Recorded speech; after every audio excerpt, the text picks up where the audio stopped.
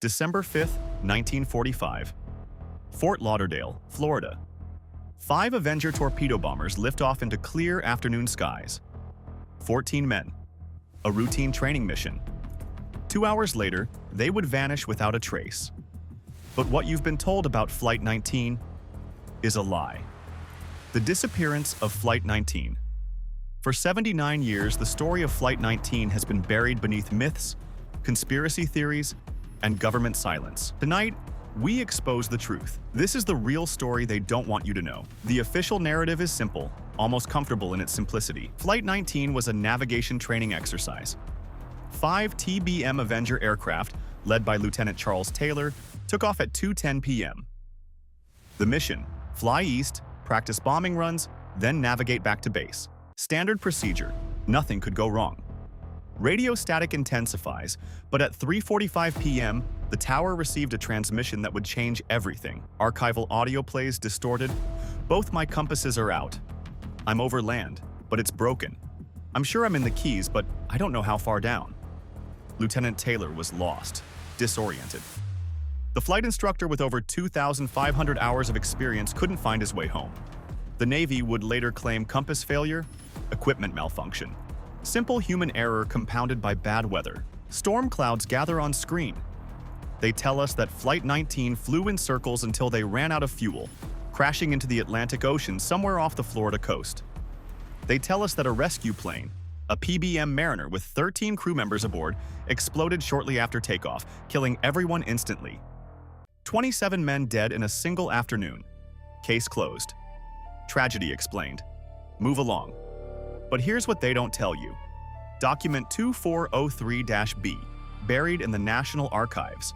Declassified in 1991. Barely noticed. It reveals something the Navy desperately wanted hidden. Lieutenant Charles Taylor requested to be relieved of duty that very morning. Taylor told his commanding officer he had a bad feeling.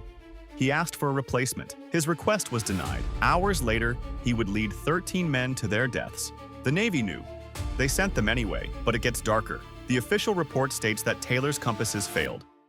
Both of them, simultaneously, on all 5 aircraft. What are the odds? We consulted aerospace engineer Dr. Michael Harrington, who spent 30 years maintaining these exact aircraft. Dr. Harrington, audio interview, the TBM Avenger had redundant systems, multiple compasses, backup navigation equipment. For all of them to fail across 5 separate aircraft at the same time? That's not malfunction, that's something else entirely. Something else. But what? Map appears showing flight path. Let's examine the transmissions. At 4:25 p.m., another pilot, Captain Edward Powers, transmitted, "We don't know where we are. We must have gotten lost after that last turn." That last turn. According to the flight plan, there was no last turn scheduled at that time. What turn was Powers referring to? What did they see that made them deviate from their route? Radio static grows louder. At 5:15 p.m., a transmission was intercepted by multiple stations. Taylor's voice: "We'll fly west until we hit the beach or run out of gas." West. Back toward Florida. The logical decision. But here's where the official story crumbles completely. At 6:04 p.m., the flight was picked up on radar. But they weren't west of their last known position.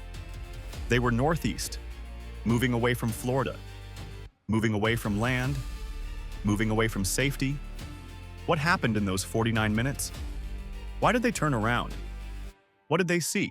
The Navy report claims equipment failure led to confusion. But the radar data tells a different story. Flight 19 didn't drift aimlessly. They changed course. Deliberately, urgently. Someone was chasing them. December 6, 1945. The search begins. 300 aircraft, dozens of ships. The largest air-sea rescue operation in naval history. They find nothing. Not a single piece of wreckage. Not one life vest. Not even an oil slick.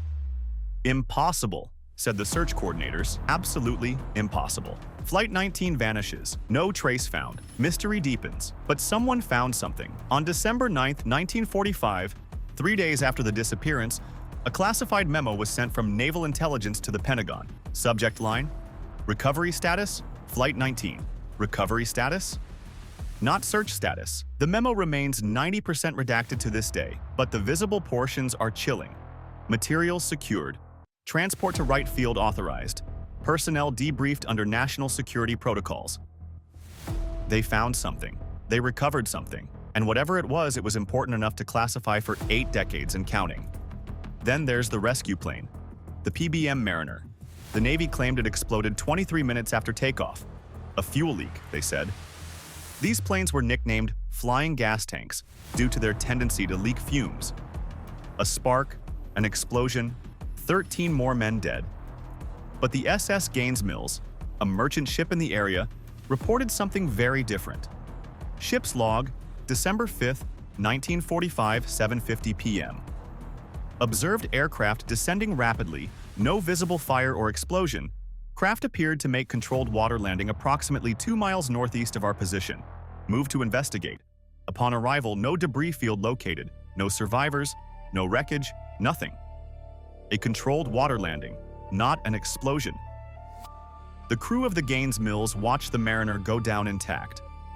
But when they reached the location minutes later, it had vanished completely. The Navy would later threaten the Gaines Mills crew with court-martial if they discussed what they saw. Several crew members reported being visited by military intelligence officers who confiscated their personal logs and photographs.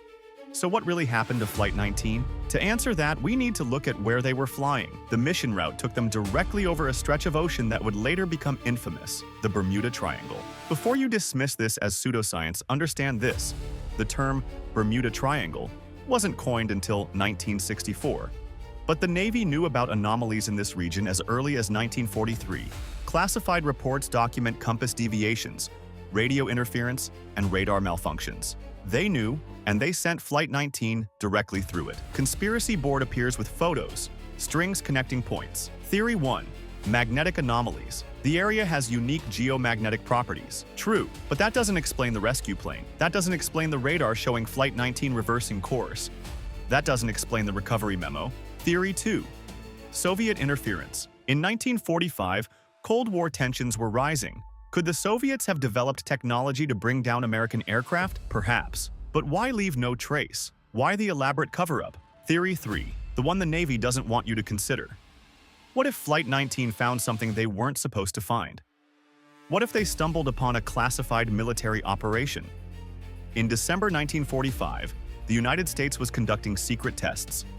Project Mogul, high-altitude balloons, experimental aircraft. The Manhattan Project had just concluded.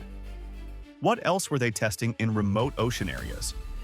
Former NSA analyst Patricia Valdez spent 2 decades investigating Flight 19. She discovered something extraordinary. Patricia Valdez, audio interview.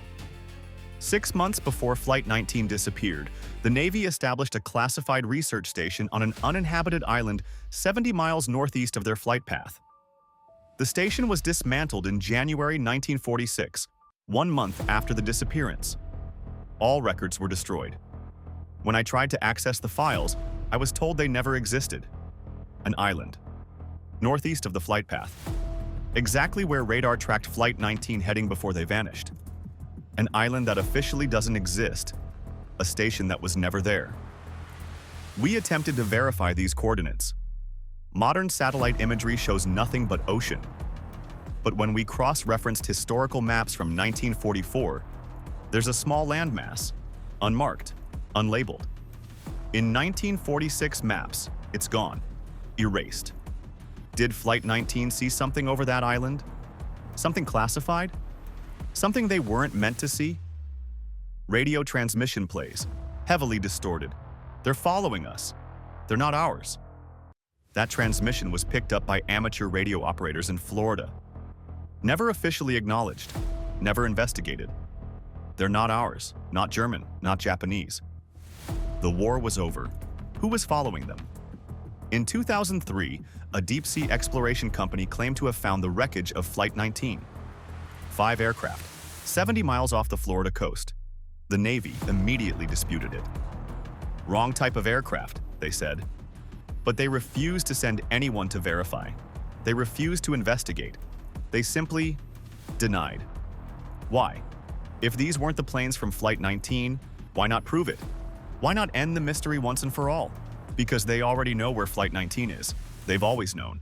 Freedom of Information requests filed between 2010 and 2024 have uncovered disturbing patterns. Every document related to Flight 19 that gets declassified is immediately reclassified under national security exemptions. The families of the lost men have been fighting for answers for 8 decades. They've been ignored, dismissed, and in some cases, threatened. Lieutenant Taylor's mother spent 30 years demanding an investigation.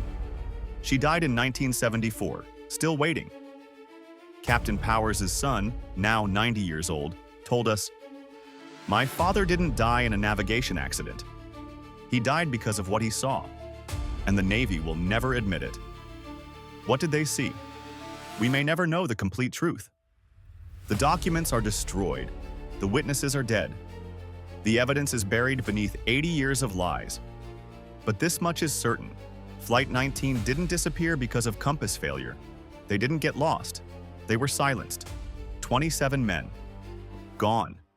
Not because of equipment malfunction or bad weather or human error. Because they were in the wrong place at the wrong time. Because they saw something.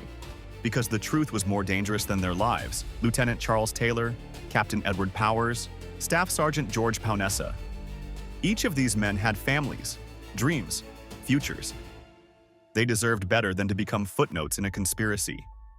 They deserved the truth. The disappearance of Flight 19 remains officially unsolved. The Navy still claims equipment failure. Historians still debate navigation errors, and the conspiracy theories multiply. But beneath all the speculation, beneath all the myths and legends, 14 men took off on a routine mission and never came home. 13 more died trying to find them. Someone knows what happened that day. Someone knows where they are. Someone has kept this secret for 79 years. The question is, why? What secrets lie beneath the waves? What truths are still classified? What else aren't they telling us? This is just the beginning. If you have information about Flight 19, contact us securely at beyondtheforgotten.com.